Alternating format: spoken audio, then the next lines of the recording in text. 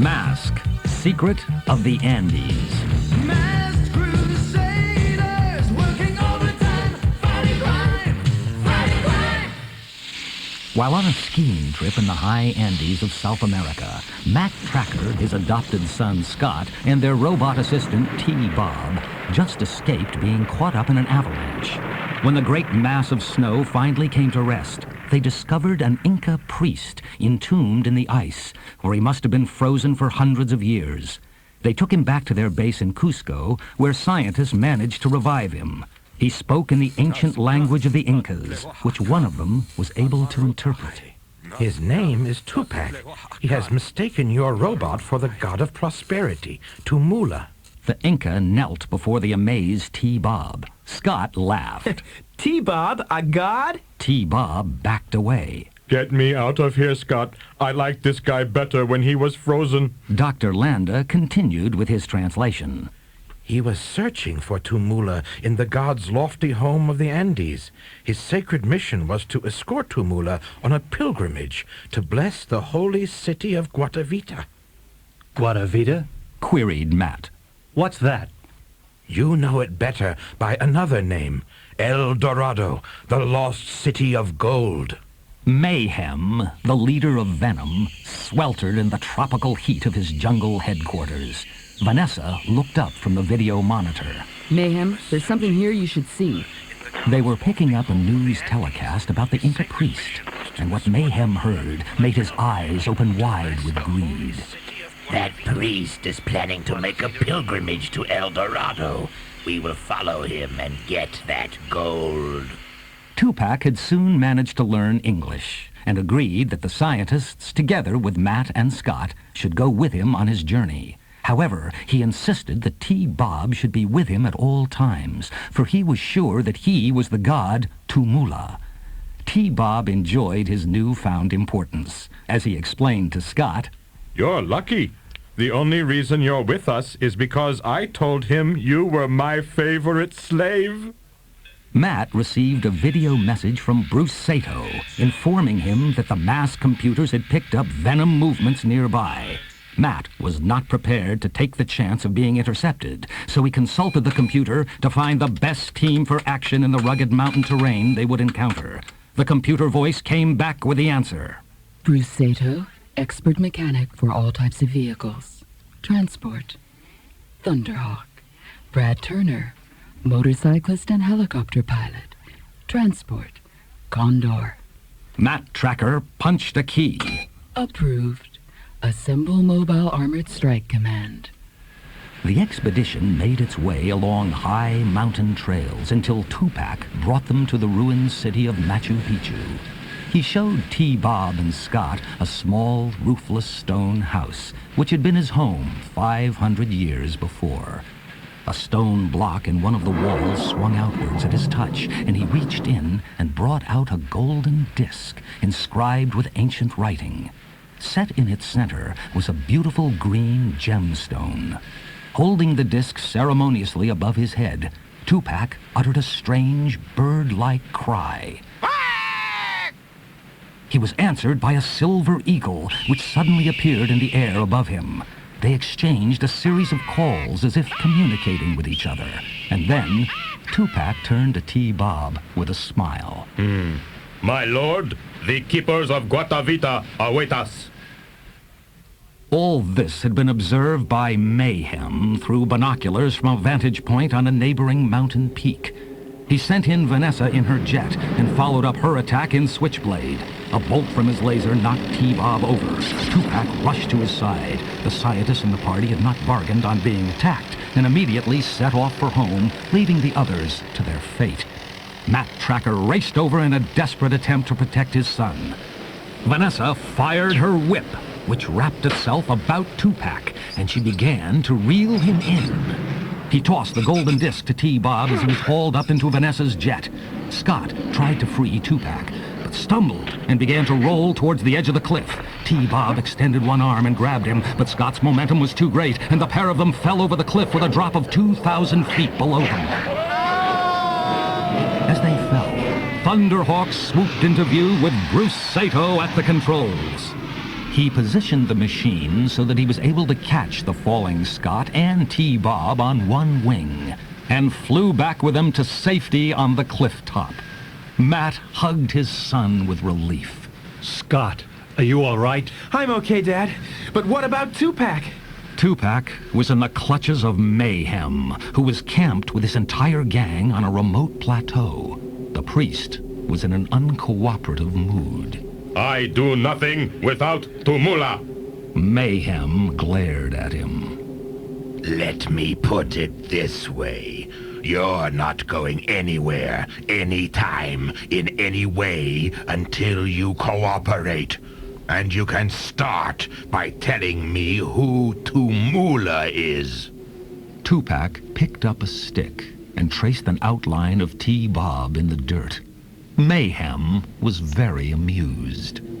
I'll make a deal with you. I bring you Tumula. You show me El Dorado.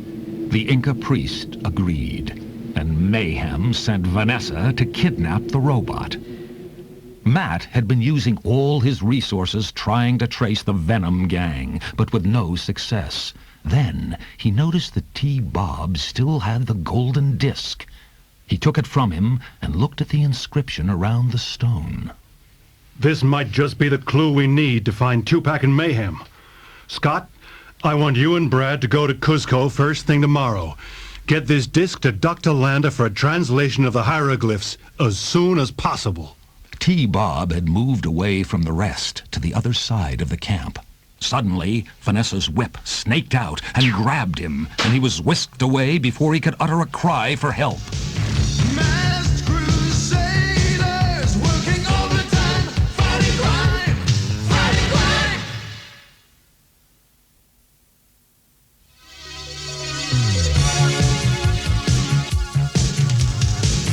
Masked crusaders working overtime, fighting crime, fighting crime. When Brad landed Condor on the outskirts of Cusco, 2 eagles were circling around. An unusual sight, which gave Scott an idea. He took the gold disc from his pocket and held it up. I have a hunch this is for the birds. An eagle gave a screech and swooped down, snatched the disc in its talons, and flew off with it. Brad said goodbye to Scott, and putting Condor into motorcycle mode, streaked back through the mountain trails at Mach 1 speed. When he rejoined Matt, they discovered that T-Bob was missing. Matt realized why. Tupac wouldn't go anywhere without Tumula. Mayhem must have grabbed him last night. But T-Bob had switched on his tracking device so that now they could trace Mayhem. Meanwhile, Tupac and T-Bob were leading the way along a remote Inca trail, closely followed by Mayhem, riding alongside Rax and Piranha. The trail was just wide enough for Vanessa to drive her Datsun behind them. They came to a precarious rope bridge over a deep gorge. Tupac whispered to T-Bob. Great Tumula, please cross quickly. I plan to rid ourselves of these intruders. They moved as quickly as possible across the bridge, and Tupac turned and yanked out one of the supporting stakes as Piranha reached the center. The machine tipped alarmingly, and Mayhem and Rax held on for dear life. Tupac and T-Bob started on up the trail, but Vanessa put her Datsun into jet mode, sprang over the gorge and blocked their path. Then she lashed out with her whip, which caught the loose end of the bridge. She reeled it in, the bridge tightened, and Rax was able to drive Piranha to safety. Mayhem was livid with rage. You try anything else to ruin my operation, Tupac, and I'll tear your precious Tumula apart, rivet by rivet. Now get moving. They continued along the jungle trails until Tupac announced that they had arrived at their destination.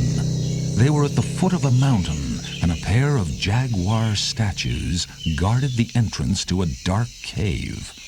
To one side, a majestic waterfall poured out of the mountains into a river nearby. With a cry of fiendish glee, Mayhem rushed towards the cave. Tupac drew T-Bob away from the entrance and pressed a lever in the stone wall of the mountain. Suddenly, Mayhem, his crew, and vehicles were engulfed in a wall of water that was released from a niche in the rock over the cave's entrance. They struggled to get out of the torrent as they were propelled towards the river. Dagger looked down from the safety of Switchblade to see his comrades floundering in the water and laughed. He soon stopped, however, when he saw Thunderhawk bearing down on him. The masked team had caught up with T-Bob's tracer. Mayhem struggled out of the water, followed by Vanessa and Rax. The leader called down Dagger and assumed command of Switchblade. Brad came streaking in at the controls of Condor. Switchblade converted to helicopter mode and took off. Bruce took over control of Thunderhawk while Matt launched himself into the air. Spectrum hang glider on. As Matt began his gliding descent, Thunderhawk soared upwards. Switchblade converted from helicopter to jet mode, dived down on Thunderhawk, and unleashed 2 Stinger rockets. At the last second, Thunderhawk pulled out of the rocket's path as Condor plunged after Switchblade with lasers blazing. Matt landed in a small clearing near the cave as Rax and Dagger piled into Piranha and burst out of the undergrowth to attack him. Matt returned their fire, and Dagger disengaged the sidecar and dived into the river using submarine mode. While the fighting continued, Tupac had led T-Bob high up the steep mountain wall. There was a sheer drop of 1,000 feet to the jungle below. Tupac asked for the golden disc, but T-Bob had to tell him that he no longer had it. But, wonderful Tumula, it is the key. We cannot enter Guatavita without it. Suddenly, the cry of an eagle was heard, and it released the mysterious disc from its talons. Tupac caught it and placed it against the rock wall. A door opened, but T-Bob was reluctant to enter. Tupac spoke urgently. Your blessing, Tumula, will give Guatavita renewed life. You sure I couldn't just send a blessogram? The gods know humor too. You are an inspiration, blessed Great One. Tupac led the way down a long tunnel, and the door closed behind them. They came to a huge cavern filled with golden temples. T-Bob was spellbound. It was beautiful. The battle between Mask and Venom continued. Thunderhawk was pursued by Vanessa's jet. As she closed, Bruce made the engine splutter as though he was having trouble. Vanessa released the whip, but at that moment, Bruce engaged full power, thrusting Thunderhawk forward out of range. The whip wrapped itself round a massive tree and pulled Vanessa crashing into it. Now, Bruce turned his attention to Mayhem in Switchblade, who came at him with lasers flashing. Bruce fired a magnetic bomb onto one of Switchblade's wings. It set off rockets, which propelled the craft into an uncontrollable spin. Once again, Mask had triumphed over Venom. The victors landed and joined each other. Matt turned to Bruce. You see any sign of T-Bob and Tupac? Bruce shook his head. Nothing from up there. What about the cave? It's a dead end. When they arrived back at Cusco, Scott was upset by the loss of his robot. But a knock at the door soon cheered him up, for Matt opened it to find a battered and dirty T-Bob gazing at him. I just got back from Guatavita. Here, a present for you. Tupac wanted you to have it. He handed them a golden statue, which looked almost exactly like T-Bob. But T-Bob, how did you get back? Scott asked. Scott, please, no more questions right now. I'll do anything to get out of this country. I'll even be your slave. Masked crusaders working overtime, fighting crime, fighting crime. There is another new Mask story on tape. It's called the Royal Cape Caper.